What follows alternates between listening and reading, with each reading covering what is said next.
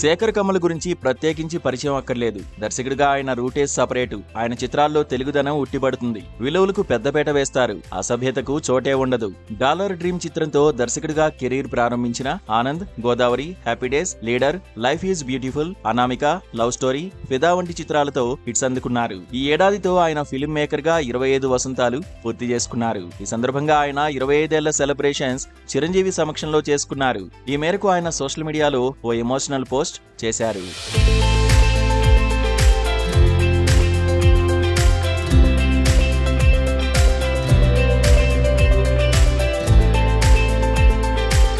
Teenage లో ఒక్కసారి చిరంజీవి గారిని చూశానన్నారు director Shekhar Kammula.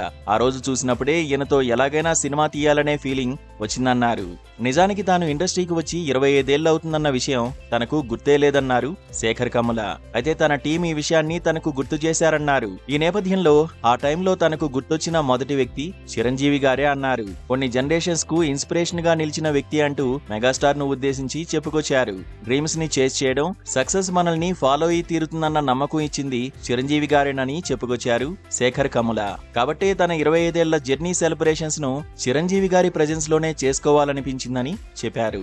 Thank you sir. ఈ సమయంలోనే కాదు, నా టీనేజ్ నుండి మీరు నా ముందు ఇలాగే ఉన్నారని ఎమోషనల్ గా రాసుకొచ్చారు. ఇక మెగాస్టార్ ను కలిసిన ఆ ఫోటోలను తన ఇన్స్టాలో షేర్ చేశారు శేఖర్ కమ్ముల. ప్రస్తుతం ఆ ఫోటోలు సోషల్ మీడియాలో తెగ వైరల్ అవుతున్నాయి.